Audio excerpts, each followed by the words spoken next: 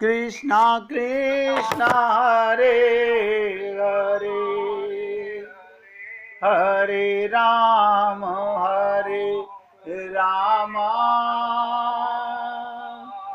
राम राम हरे हरे, हरे कृष्ण कृष्णा कृष्णा कृष्णा हरे हरे, हरे राम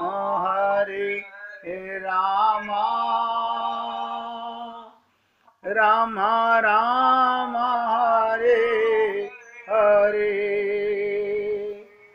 हरे कृष्ण कृष्णा कृष्णा कृष्णा हरे हरे, हरे राम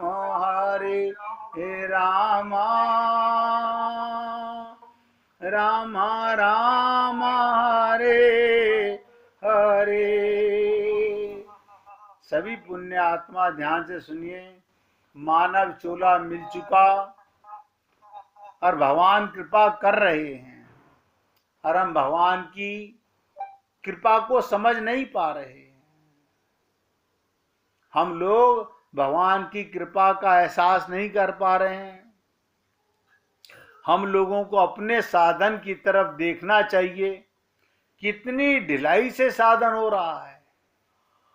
हम अपने लक्ष्य को भूल कैसे जाते हैं, ये विचार नहीं आता। आज यदि मृत्यु आ जाए तो हम मना नहीं कर सकते। मृत्यु का भरोसा नहीं, अचानक किसी समय आकर प्राप्त हो जाए, फिर कोई उपाय नहीं रहेगा।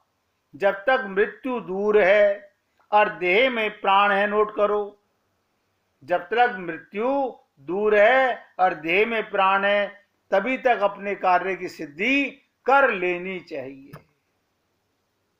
यदि विलंब करते हैं तो हमारी मूर्खता है। फिर विलंब क्यों करना चाहिए? एक एक क्षण बीतता जा रहा है। जैसे जैसे क्षण बीतता जाता है, वैसे वैसे हमारी उत्तरोत्तर उन्नति होनी चाहिए। समय घड़ी की सुई की तरह ठहरता नहीं है। इसी प्रकार हमारे साधन का प्रवाह चलना चाहिए। यदि एक क्षण भी व्यर्थ बीत जाए तो उसका घोर पश्चाताप करना चाहिए। सच्चे दिल से पश्चाताप करो, फिर ऐसी भूल नहीं होगी। काम बनाकर फिर संसार में रहो तो कोई हर्ज की बात नहीं। ऐसा मनुष्य शरीर बार बार मिलना मुश्किल है। असली काम भगवत प्राप्ति पहले करो, फिर संसार के काम करते रहो। क्योंकि फिर जो काम करोगे वो भगवान के कार्य होंगे, आपके अपने कार्य नहीं रहेंगे। ये मनुष्य शरीर बार बार मिलना बहुत मुश्किल है और मनुष्य से इधर उधर योनियों में कल्याण होना असंभव सा है। जब मृत्यु, ध्यान दो, जब मृत्यु आकर प्राप्त हो जाएगी तो हम आज से कल भी नहीं कर सकेंगे। उसी समय जाना जाएगा, उसी समय शरीर छोड़ना होगा। उसमें पश्चाताप करें, रोते हुए जाएं तो कोई लाभ नहीं। मृत्यु को मंगलकारी कीजिए। कुछ भी करना हो तो पहले कर लेना चाहिए। ये समझना चाहिए आज का दिन मिल गया तो रात निकालनी मुश्किल है, रात निकल गई तो दूसरा दिन निकलना मुश्किल है। जिसको मृत्यु निकट दिखती है, ध्यान से सुनो, उसकी साधना के लिए बहुत उच्च कोटि की चेष्टा होती है। स्त्री, पुत्र, भाई, बंधु और ये शरीर भी हमारे किस काम आएगा? मृत्यु के बाद इन सब का ज्ञान नहीं रहेगा। जैसे स्वप्न से जागने के बाद स्वप्न की सृष्टि का ज्ञान नहीं रहता कि सपना कैसे आया कैसे आया पता नहीं, बहुत कम रहता है और बहुत से स्वप्न भूल जाते हैं। इसी प्रकार परमात्मा का यथार्थ ज्ञान होने पर संसार स्वप्नवत हो जाता है। मगर कब? जब भगवान का, आत्मा का यथार्थ ज्ञान हो जाए। जैसे सपने के कुटुंब से, रुपए से और भोग पदार्थों से हमारा कोई भी संबंध नहीं। सपने के कुटुंब सच्चे होते हैं झूठे? आप कहोगे झूठे। सपने के रुपए सच्चे होते हैं कि झूठे? कहोगे झूठे। सपने के भोग पदार्थ झूठे होते हैं कि सच्चे? आप कहोगे झूठे। जैसे उनसे कोई संबंध नहीं, इसी प्रकार इस संसार से हमारा कोई भी संबंध नहीं है। इसलिए पैसे, लोभ या संकोच से अपने कर्तव्य का कभी उल्लंघन नहीं करना चाहिए। तो क्या करना चाहिए? जिस काम के लिए मानव शरीर मिला है उसी काम में लगा देना चाहिए। यदि लगाने में विलंब होता है, बड़ा भारी नुकसान हो रहा है। अभी नुकसान नजर नहीं आता, किंतु आगे चलकर ये भयंकर रूप धारण कर अपना सर्वनाश कर डालेगा। इसलिए हे पुण्य आत्माओं, एक क्षण भी व्यर्थ नहीं गंवाना चाहिए और काम भी दामी से दामी करना चाहिए। जो सबसे आगे बढ़कर उच्च कोटि का काम है वही करना चाहिए और श्रद्धा भक्ति पूर्वक करना चाहिए, निष्काम प्रेम भाव से करना चाहिए। ऐसा मौका पाकर परमात्मा की प्राप्ति से हम वंचित रह जाएं तो हमारे लिए बहुत दुख की बात है, शोक की बात है, भय की बात है और सबसे बड़ी बात लज्जा की बात है। पता नहीं ये जीव कहाँ व्यस्त है, किन कामों में व्यस्त है। अपने मन मियाँ मिट्ठू, मैं तो जो कर रहा हूं भगवान के निमित्त कर रहा हूं, ये तो आपका हृदय जानता होगा। अब बाली का प्रसंग सुनिएगा पूरी एकाग्रता से। भगवान राम और बाली का प्रसंग बड़ा दार्शनिक अर्थ वाला है। वहां पर बाली के जीवन में भी काल विजय का क्रम दिखाई देता है। बाली ने अनेक राक्षसों को मारा, पर उसका दुर्भाग्य ये था उसने जितने भी राक्षसों पर विजय प्राप्त की वो सभी विजय उसके लिए दुर्भाग्यपूर्ण रहे। उसके जीवन में, ध्यान से सुनो, कभी कल्याणप्रद नहीं हुए। क्यों? इसलिए कि प्रत्येक विजय के बाद बाली को जीवन में अहंकार बढ़ता गया। जितने राक्षसों को बाली मारता गया और अहंकार बढ़ता गया। हम लोग भी जितना पैसा कमाते हैं, जितना संसार का काम करते हैं, अहंकार अपने आप बढ़ता चला जाता है। बाली की विजय संसार के लिए कल्याणकारी ना होकर अहंकार को बढ़ाने वाली होती थी। जैसे रावण का कोई भी काम अहंकार बढ़ाता था। इससे संबंधित एक कथा सुन लीजिएगा। ऋषयमुख पर्वत पर, एक पर्वत जहां सुग्रीव रहते थे, उसका नाम था ऋषयमुख पर्वत। उनसे प्रभु राम ने बड़े आश्चर्य से पूछा कि बाली सर्वत्र तुम्हारा पीछा करता रहता है,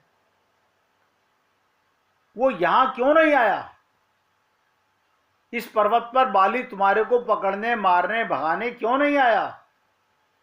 तो सुग्रीव ने कहा, यहां श्राप बस आवत नाही। यहां पर उसे श्राप मिला हुआ था। बाली को श्राप है, वो इस पर्वत पर नहीं आ सकेगा। ये बड़ी सांकेतिक कथा है, सुन लीजिएगा। वैसे आप लोगों ने सुनी भी होगी। दुंदुभी नाम का एक राक्षस ने बाली को चुनौती दी थी। बाली ने युद्ध में उसे मार डाला। ध्यान दीजिएगा, बाली ने दुंदुभी राक्षस को मार डाला। इसी प्रसंग में मुनियों ने उसे श्राप दिया। तो मुनियों ने क्यों श्राप दिया? उसे तो राक्षस को मारा ना, तो फिर तो ऋषि मुनियों को खुश होना चाहिए था। आप सोचो, राक्षस को मारने के बाद भी मुनि संत महात्मा उसे श्राप दे रहे हैं, इससे बढ़कर दुर्भाग्य की बात क्या हो सकती है। राक्षस का नाश करने वाले को मुनियों से साधुवाद आशीर्वाद मिलना चाहिए था, पर कथा बड़ी सांकेतिक है। क्या राक्षस को मारने के बाद बाली को आशीर्वाद अवश्य मिलता, पर राक्षस को मारने के बाद उसने जो किया वो उसके लिए दुर्भाग्यपूर्ण हो गया। ऐसा क्या किया बाली ने? ध्यान से सुनो। जब दुंदुभी राक्षस को मारा, बाली ने सोचा कि मैंने दुंदुभी को मार तो डाला, पर देखा किसने? लोगों को दिखाना चाहते हैं मैंने क्या किया। उसका देखा किसने? तो ऐसा करें, जरा लोग देखें। ऋषिमुख पर्वत पर ऋषि मुनि रहते थे। ये पर्वत क्या था? ऋषिमुख पर्वत, जहां ऋषि मुनि रहते थे। और उसने दुंदुभी का शव उठाकर ऋषि मुनियों के आश्रम में फेंक दिया, पर्वत पर फेंक दिया कि ऋषि मुनि सब बता देंगे कि देखो मैंने दुंदुभी राजा को भी राक्षस को मार दिया। परिणाम क्या हुआ? मुनियों ने सारा आश्रम पवित्र कर हो गया। इसे क्रोध होकर के ऋषियों ने श्राप दे दिया कि जिस व्यक्ति ने, उन्होंने ये नहीं कहा बाली ने, उनका जिस व्यक्ति ने ऐसा किया वो यदि इस पर्वत पर आएगा तो उसकी मृत्यु हो जाएगी। बड़ा सूक्ष्म संकेत है। सत्कर्म में आप हम लोग सत्कर्म तो करते हैं, ढिंढोरा भी बहुत पीटते हैं। कुछ दान करें, भंडारा लगाएं तो एडवर्टीजमेंट बहुत बड़ा करते हैं। फलाने सेठ जी भंडारा कर रहे हैं, आज अपनी दुकान के बाहर छबीली लगा रहे हैं। सत्कर्म में अगर दंभ और अभिमान सम्मिलित हो जाए तो व्यक्ति अगर सत्कर्म को प्रदर्शन की वस्तु बना ले, तब क्या होगा? जो लोग सत्कर्म करके दिखावा करते हैं वो अन्यत्र तो सम्मान प्राप्त करने के अधिकारी हैं, पर ऋषिमुख पर्वत पर जाने के अधिकारी नहीं हैं। उनको कभी ऋषि मुनियों का, संत महात्माओं का आशीर्वाद नहीं मिला करता। वो तो वस्तुतः श्राप और मृत्यु के ग्रास बनने के अधिकारी हैं। अब आप सोच लीजिए, आप और हम लोग जाने अनजाने में ऐसा पाप बहुत करते हैं, जानते नहीं। दान देने वाले को तो कहा जाता है जिस हाथ से दान दो दूसरे हाथ को पता ना चले।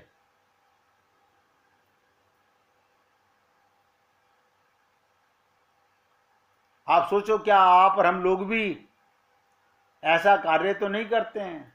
अब जो बात मैं आपको बताने जा रहा हूं, ये तो बताया कि बाली के कर्म, अहंकार, अभिमान, और उसने कहा मैंने दुंदुभी राक्षस को तो मार दिया, किसी को पता ही नहीं चला, कोई मुझे शाबाशी देने आया ही नहीं, इतने बड़े राक्षस को मैंने मार दिया। और उसने अपना नाम फैलाने के लिए उस राक्षस के शव को ऋषि मुनियों के आश्रम में फेंक दिया। इसका क्या अभिप्राय निकला? ऋषि मुनियों ने श्राप दे दिया, कह रहे मूर्ख,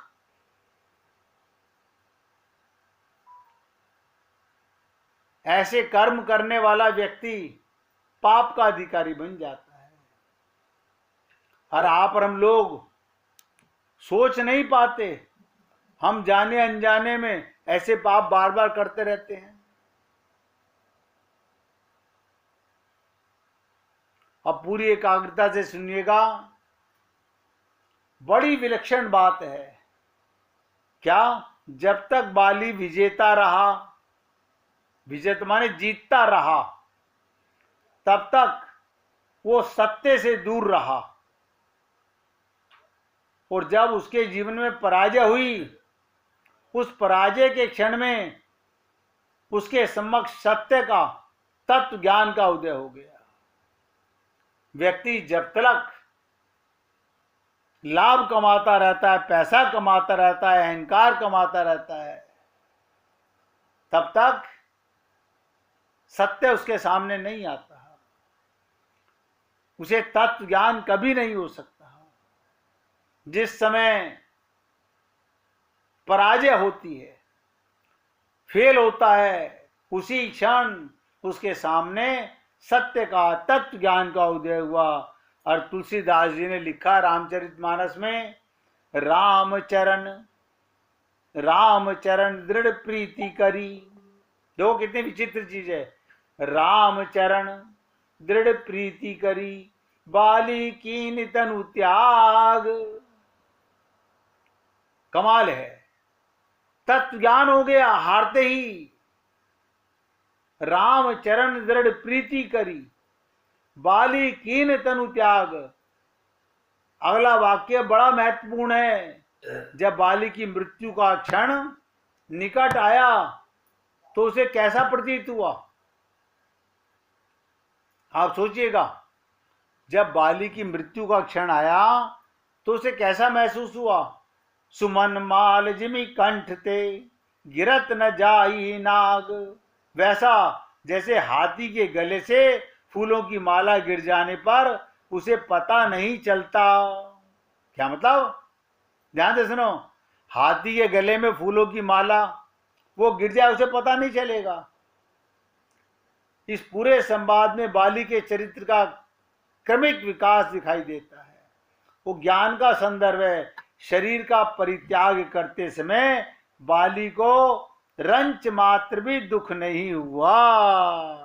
और आप और हम लोग जरा सा शरीर में कष्ट आ जाए, हाय मर गए, हाय मर गए, हाय मर गए। उसे मृत्यु भी तत्व ज्ञाता नजर आई, भगवान का सत्य का ज्ञान हुआ, उसे दुख नहीं हुआ।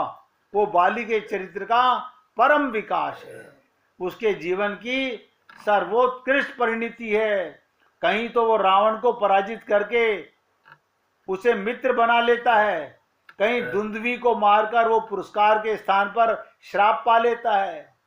अनगिनत विजय प्राप्त करके उसके अभिमान की ही वृद्धि होती चली जाती है। व्यक्ति देखो, बाली ने रावण को मित्र बना लिया था हरा करके। अंगद से कहा था ना रावण ने कि तुम्हारे पिता तो मेरे मित्र थे, तुम दुश्मनों का साथ कैसे दे रहे हो। और कहीं दुंदुभी के राक्षस को मार के ऋषि मुनियों से श्राप भी ले लेता है। लेकिन सबसे बड़ी चीज, विलक्षण बात जो आप हम लोगों को समझने की है, बाली विजेता रहा जब तक सत्य को नहीं जान सका। जिस दिन व्यक्ति हारता है, पराजित होता है, उसी क्षण समझ में आता है कि सत्य क्या है, तत्व ज्ञान हो जाता है। जिस दिन शरीर से अपनापन खत्म होता है, तब उसे भगवान की याद आती है।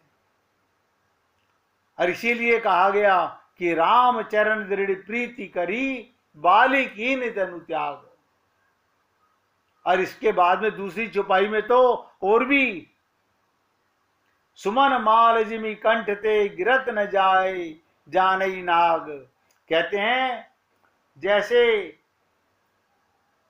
हाथी के गले से फूलों की माला गिर जाए उसे पता नहीं चलता। शरीर का परित्याग करते समय बाली को रंच मात्र भी दुख नहीं हुआ। वो बाली के चरित्र का परम विकास है। बाली सत्कर्म और पुण्य का प्रतीक है। सत्कर्म और पुण्य के साथ बाली समस्याओं को बाली के चरित्र के माध्यम से प्रकट किया गया। ध्यान से सुनेंगे, बाली के जीवन में क्रमशः ये 3 संकेत आते हैं। पहले भगवान राघवेंद्र सुग्रीव को बाली से लड़ने भेजते हैं। देखिए, 3 संकेतों से समझने का प्रयत्न करेंगे। भगवान क्या कहते हैं? सुग्रीव को बाली से लड़ने भेजते हैं। वहां भी बड़ी अनोखी दार्शनिक और मधुर बात है। भगवान ने प्रतिज्ञा क्या की? आप और हम लोगों ने रामायण में पढ़ा होगा, अगर कभी ध्यान रहा हो तो। सुनु सुग्रीव मारहि बाली एक ही बाण, मैं इसे एक ही बाण में मार दूंगा। और रुद्र शरणागत गए न उबरहि प्राण। ध्यान दो, भगवान की प्रतिज्ञा। आप सोच सकते हो भगवान भी ऐसी प्रतिज्ञा कर सकते हैं?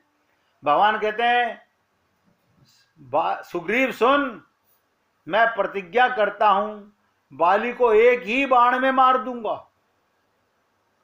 यदि ब्रह्मा और रुद्र भी शरण में चला जाए वो, तो उसके प्राण नहीं बच पाएंगे।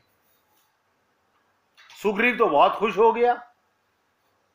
ध्यान से सुनिएगा, सुग्रीव बहुत खुश हो गया कि ये तो भगवान ने बड़ी अनोखी लीला की। क्या? सुग्रीव से कहा, अब ध्यान से सुनो, यहां पर असली तात्पर्य गीता और रामायण का असली मर्मज्ञ ज्ञान यहां से शुरू होता है। आप और हम लोग गीता और रामायण के सुग्रीव, बाली और अर्जुन और भगवान के इस संवाद को अगर पूरी एकाग्रता से सुनेंगे तो आप समझ पाएंगे कि यहाँ सुग्रीव से भगवान क्या कहते हैं और गीता में भगवान अर्जुन से क्या कहते हैं। दोनों के लिए एक ही भाषा है। पहले 1 मिनट भगवान का कीर्तन करेंगे, उसके बाद चर्चा करेंगे। श्रीमन नारायण नारायण नारायण।